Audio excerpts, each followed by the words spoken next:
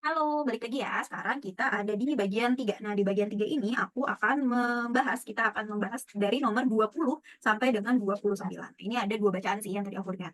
Oke, bacaan yang pertama ini sorry, ada 3 bacaan. Bacaan yang pertama ini untuk, nomor 20 sampai dengan 23 ya. Kita baca dulu mungkin soalnya ya, soalnya apa. Nah, nomor 20, "What is the best title for the passage above?" Berarti kita harus baca keseluruhan ya. Lalu nomor 21, "The word expels," paragraf 2, "can be replaced by word." Nah, jadi ini tuh kita sebenarnya nyari persamaan makna ya, closest meaning ya. Lalu nomor 22, "It was found in Mars Gale craters. What is the underlined words refer to?" Nah, kalau yang ini berarti referring. Nah, kalau yang nomor 23, "What is the main idea of the passage above?" Berarti ini ide pokok ya sebenarnya yang kita harus lihat. Nah, mungkin yang paling gampang itu nomor 21, nomor 22 dulu. Yang tadi aku bilang kalau misalnya kita memang bisa langsung isi gitu tanpa harus membaca semuanya, isi dulu aja ya. Nah, the word expels. The word expels. Nah, expels itu artinya mengeluarkan. Ya, kalau misalnya mengeluarkan itu berarti membuang kali ya. Nah, kalau misalnya di nomor 21 ini, kita lihat ya, digest. Digest itu artinya Eee, mencerna ya, digest itu artinya mencerna. Absorb itu menyerap, malah memasukkan sesuatu ya. Nah, reject itu menolak. Nah, sedangkan emits nih apa namanya, paling tepat gitu. Kalau emits itu kata apa namanya, artinya sama-sama expels. Nah, kalau di soal-soal seperti ini memang teman-teman harus, pakai ini juga ya, kemampuan teman-teman, karena teman-teman sering baca, sering mendengar, dan paham vocab pasti, beberapa kalimat ini, bisa diisi. Tapi bisa juga dengan cara, kita lihat dulu nih kata-kata yang sebelumnya, coba ya. This means that something or somewhere on Mars is replenishing the supply. According to NASA, the red planet expels thousands of tons of methane at a time. Jadi di sini juga dikasih tahu ya kalau misalnya apa namanya, red planet atau si Mars ini mengeluarkan ribuan ton of gas metana pada, saat itu gitu ya, pada, waktu tersebut. Nah, jadi bisa dibilang juga kalau misalnya digest, apa namanya, kalau digest mencerna, tapi kan ada hasilnya, thousand of tons of methane gitu ya, apa namanya, kalau absorb, kayaknya malah, bukan itu deh jawabannya gitu ya. Nah, kalau misal reject itu juga enggak, karena tidak diberikan, sesuatu zat apapun ke dalam, red planet ini. Nah, lalu kita lihat dulu di nomor 22, it was found, di kata-kata ini nggak ada tandanya ya, jadi kita harus, lihat, scanning dulu. It was found in Mars Gale crater. Nah, it-nya ini apa? Berarti kita harus baca kata-kata sebelumnya. These compounds, also called organic molecules, are essentials, ingredients for life as scientists know it. It was found in Mars Gale crater. Sebenarnya it-nya ini harusnya merujuk ke compounds, tapi karena di sini ada penjelasan selanjutnya, also called organic molecules. Berarti di sini adalah jawabannya adalah organic molecule. Sebenarnya itu it-nya itu refers to compounds ya, carbon based compounds. Oke, nomor 23. Nomor 20 dulu deh. What is the best title for the passage above? Nah, yuk kita lihat di sini sebenarnya bisa di-screening aja sih, nggak perlu kita, baca seluruhnya ya.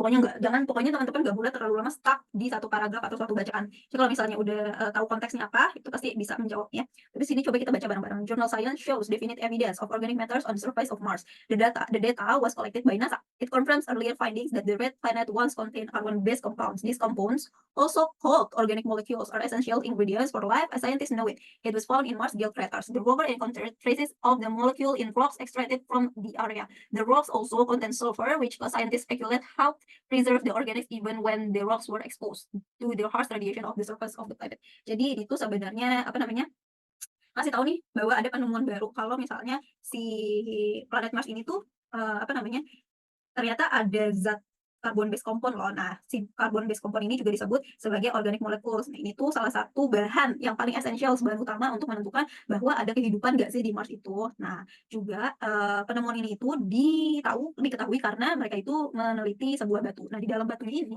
ada sulfur. Nah, zat sulfur ini juga, seperti para ilmuwan itu berspekulasi atau memberikan asumsi gitu ya, bahwa, apa namanya, zat ini tuh memelihara apa namanya, organisme even when the rocks were exposed. Meskipun si batu-batu yang ada di Mars ini tuh terpapar dari radiasi ya. Lanjut, this is one of the most surprising discoveries. The rover analyzes the air around it periodically and in 2014 it found the air contained another of the most basic organic molecules and key ingredients of natural gas, gas metana ya. One of the characteristics of methane is that it only survives in a few decades. This means that something or somewhere on Mars is replenishing the supply. According to NASA, the red planet expels thousands of tons of methane at a time. The level of methane rises and falls at seasonal intervals in the year, almost as if the planet is breathing it. Jadi, apa namanya, kalau di sini itu, eee udara yang ada di sekitar si Mars itu, berubah-berubah nih rotate periodically, and in 2014 it found the air contain another of the most basic organic molecules. Jadi pada tahun 2014 itu tuh ditemukan nih suatu gas yang itu tuh adalah salah satu ingredients essentials juga, ingredients utama juga untuk mengetahui bahwa ternyata ada kehidupan di Mars, itu gas metana. Nah, salah satu karakteristik gas metana ini ya, itu tuh hanya bisa bertahan dalam beberapa decades aja, dalam beberapa dekade aja. Jadi, menandakan bahwa ada sesuatu atau suatu tempat gitu ya, sesuatu atau di somewhere, something or somewhere di Mars itu, replenishing the supply gitu ya, membuat, supply ini, si gas metana ini. Nah, eee, yang tadi kita, ini ya, yang tadi kita dibahas di nomor 21, di sini tuh according to NASA, the red planet expels thousands of tons of methane at a time. Jadi tuh ini tuh diketahuin kalau si planet Mars ini tuh mengeluarkan ribuan ton of gas metana pada, saat itu, pada tahun 2014 ini, gitu ya. Jadi itu apa namanya, mmm methane rises and falls at seasonal intervals in the years, almost as if the planet is breathing it. Jadi itu tuh naik turun antara tahun 2014 itu, apa namanya, tingkat gas metana di Mars itu tuh naik, lalu turun gitu ya. Nah, pokoknya, selanjutnya of course this means further research is needed.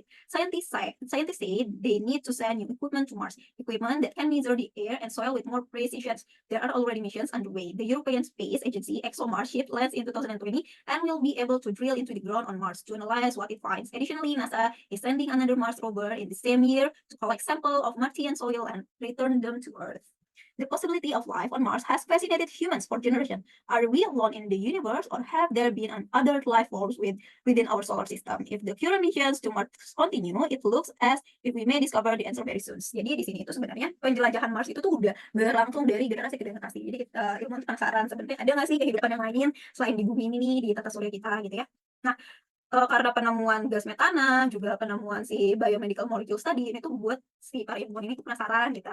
Ada suatu misi lagi yang dijalankan, yaitu misi European Space Agency ExoMars. Nah, si agensi European Space Agency ini itu landing atau, dia, pesawatnya itu sampai di Mars itu tahun 2020, dan mereka itu bisa ngedrill into the ground on Mars, ngebor, apa namanya, surface of the Mars. Jadi mereka itu ngebor planet itu ya, to analyze what it finds. Jadi untuk menganalisa kembali apa sih yang, apa namanya, yang tadi kemarin kemarin ditemukan itu, yang batu itu, yang gas metana lainnya. Nah, NASA pun yang dari Amerika is sending another Mars rover in the same year to collect samples of Martian soil and return them to Earth. Jadi sama ya, NASA juga penasaran juga nih. Jadi kalau misinya NASA itu namanya Mars rover. Nah, dia itu mengambil, contoh tanah Martian, dan mereka akan meneliti lagi di Earth gitu ya. Nah, kalau di sini itu cuman tambahan aja sih, the possibility of life on Mars has fascinated human for generations gitu ya. Are we alone in this universe, and have there been other life forms within our solar system? Jadi ini suatu pertanyaan besar dari para ilmuwan. If the current missions to the Mars continue, it looks as if we might discover another answer soon. Jadi karena adanya beberapa penelitian terus-menerus bahas Mars itu, jadi kayaknya sih kita bisa menjawab ya pertanyaan itu. Pertanyaan yang apakah kita sendirian di tata surya ini atau tidak ya. Nah, ya udah kita lanjut ya nomor 20, kira-kira apa? Formation of the red planet. Kayaknya enggak ya, enggak semuanya dibahas, cairan atau zat atau apapun yang formasi yang membangun planet Mars itu nggak disebutkan banyak ya. Kita cuma tahu sulfur, dan juga kita tahu bahwa, Mars itu ada ada gas metananya aja. Nah, NASA's rover missions. Nah, ini juga kita nggak dikasih spesifik details, tentang rover missions-nya si NASA ini yang tadi Mars rovers. Nah, habis itu discovering life on Mars. Wah, ini adalah jawabannya ya. Planetary Science Journal. Enggak, bukan ini ya, bukan tentang, jurnal ilmiah tentang planet-planet itu bukan ya. Kalau ini base title-nya adalah Discovering Life on Mars. Bagaimana cara ilmuwan itu, membuka jalan, apa namanya, mencari jawaban tentang apakah ada kehidupan di Mars atau enggak. Berarti nomor 20 itu jawabannya yang C. Lalu nomor 23. What is the main idea of the passage above? Ya. Option A, NASA has found organic matters on the Mars surface. Oke, itu benar ya. Kita temuin sulfur dan juga organic molecules, carbon-based compound ya. Lalu the European Space Agency will send new equipment to Mars. Ya.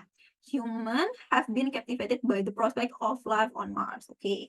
NASA will launch a second Mars rover and bring back soil sample from Mars. Nah, dari sini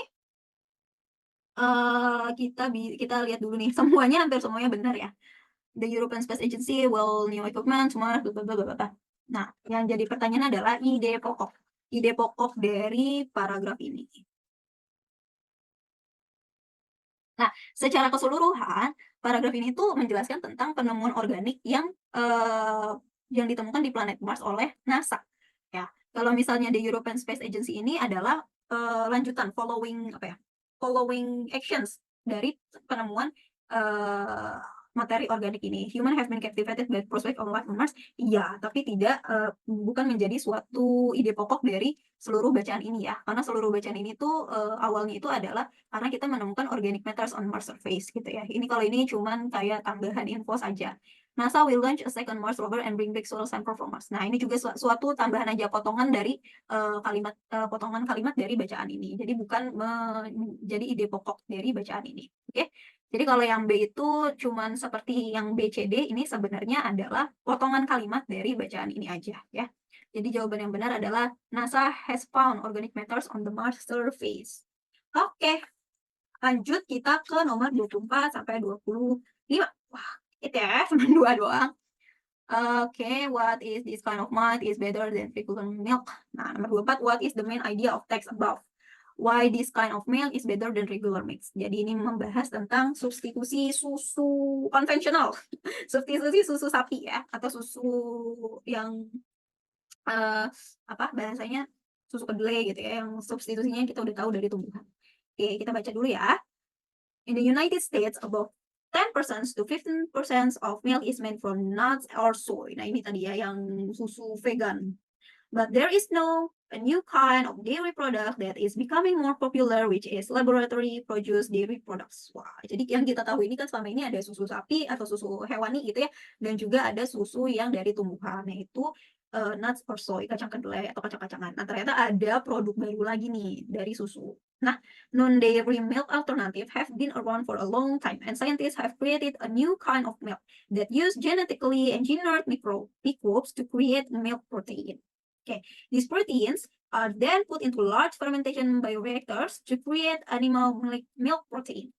The result is like real animal milk protein, but the process doesn't involve any animals. Nah, jadi kalau misalnya non-dairy milk alternatif ini atau tidak menggunakan produk dairy ini, sebenarnya udah ada alternatifnya dari dulu gitu ya, yaitu si nuts and soy ini. Tapi sekarang tuh ilmuwan tuh udah membuat kreasi yang baru lagi nih. Pokoknya susunya itu dibuat sedemikian rupa di laboratorium itu dengan menggunakan mikroba. Mikroba ini yang ditumbuhkan sama si saintis ini nanti akan menjadi cairan seperti milk proteins juga nih. Ada protein susu berprotein juga.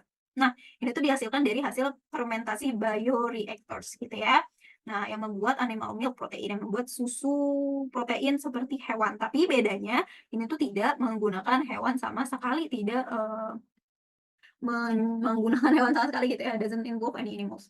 This type of milk is made without cows and is better for the environment than traditional milk or some of the other alternative. It doesn't create gas or pollution, and it's ethically better because it doesn't involve treating animals in an industrial way. Pokoknya ini tuh the best deh kalau kata si saintis nih, karena ini nggak dibuat pakai hewan apapun. Di sini contohnya adalah cow, sapi, dibuatnya tidak pakai sapi sama sekali, dan juga itu tuh lebih baik di antara susu tradisional yang biasa kita minum ataupun alternatif susu yang udah kita ketahui, itu susu-susu dari tumbuhan itu ya. Nah, karena ini nggak ngebuat gas apapun yang menyebabkan polusi udara. Dan secara etis itu tuh lebih baik karena tidak mengganggu atau tidak membuat tidak membuat treating animals gitu, tidak membuat hewan tuh kenapa-napa. Ya, jadi nomor 24 itu adalah jawabannya main idea. Ide pokok. Nah, kalau nomor ini nomor A. Scientists have found a way to increase milk production. Oke. Increase milk production. Bukan ya. Kalau misalnya scientists have found a way to increase milk production, berarti di situ bisa masih melibatkan hewan ataupun melibatkan tumbuhan-tumbuhan yang diproses. Nah, itu bukan. Malah scientist tuh harusnya menemukan substitusi dari pembuatan produksi susu. Berarti E bukan. D, a new kind of milk that use genetically engineered microbes. Oke, ini iya. Nah, yang soy milk have more protein than goat milk itu nggak dijelaskan. Lalu the research on microbes on milk. Oh enggak ya, bukan tentang penelitian mikroba-mikroba yang terdapat dalam susu. Itu beda lagi jenisnya ya. Nah, jadi jawaban yang paling benar itu adalah B, new kind of milk that use genetically engineered microbes. Lagian itu juga ada di paragraf 2 langsung ya. That use genetically engineered microbes. Oke, jadi teman-teman tuh harus benar-benar apa ya, hati-hati. Yang tadi aku bilang ini tuh sebenarnya tadi aku juga agak kegocek gitu ya. Have found a way to increase milk production. Tapi setelah dipikir-pikir, ini kan bukan bacaan tentang para ilmuwan bisa menambah produksi susu gitu ya. Malah ini tuh kita membahas tentang substitusi dari susu tradisional ya. Lalu yang nomor C ini meskipun tadi ada pembahasan soy milk bla bla bla, tapi itu tuh tidak ada di dalam passage bahwa ada protein bahwa soy milk itu tuh lebih banyak proteinnya dari susu sapi, itu tuh nggak dijelasin ya. Terus the research on microbes on milk. Nah, teman-teman kalau misalnya nggak memahami konteks nih, jadi penelitian tentang mikroba pada susu itu kan sebenarnya agak masuk akal ya. Nah, tapi kan kita tidak membahas tentang mikroba, tapi kita membahas bahwa mikroba itu menjadi substitusi untuk membuat susu dari alternatif yang lain. Oke. Jadi jawabannya itu adalah yang B. Nah, nomor 25. Why this kind of milk is better than regular milk? Nah, pertama tadi tidak menggunakan animal sama sekali, tidak ada animal abuse sama sekali. Sangat etis ya. Yang kedua, itu mengurangi polusi, gas dan lain sebagainya gitu. Nah, kalau dua itu udah ditemuin, berarti itu jawabannya. The process doesn't involve any animals. Oke. It have more protein than any regular mix. Enggak juga, nggak dikasih tahu ya. It use a combination of some new and old technologies. Enggak, ini pure new technology semua. This milk have a better taste. Itu juga enggak ya. Di sini cuma dikasih tahu bahwa susunya ini memiliki protein susu substitusi ini mempunyai protein susu yang sama seperti susu dalam animal. Jadi jawaban yang paling benar adalah A. The process doesn't involve any animals. Oke. Oke, lanjut. Oke, lanjut ya. Nah, sekarang itu 26 sampai 29. Setelah satu passage ini kita lanjut ke bagian 4. Oke? Nah, kita selesaiin dulu ya yang bagian 3 ya. Nah, kalau bagian 3 ini satu paragraf, satu bacaan ini akan untuk beberapa nomor ya. Kita lihat dulu soal-soalnya ya. According to the passage, what is the paragraph above? Oke. Berarti tentang apa sih paragraf ini ya? What is the opposite meaning of the word excellent? Oke, the opposite meaning berarti lawan kata, lawan maknanya. Lalu nomor 28, which of the following is true about elephant and wall similarity according to the passage? Jadi ini kita harus nyari validasi apa aja yang benar dan apa aja yang salah dari option-option ini. Nah, nomor 29, the word support has the closest meaning to the word. Nah, kalau the word support has the closest meaning itu artinya adalah kata-kata yang mendekati. Ya, kalau di sini tadi adalah lawan kata, kalau ini kata-kata yang sama atau sinonim ya.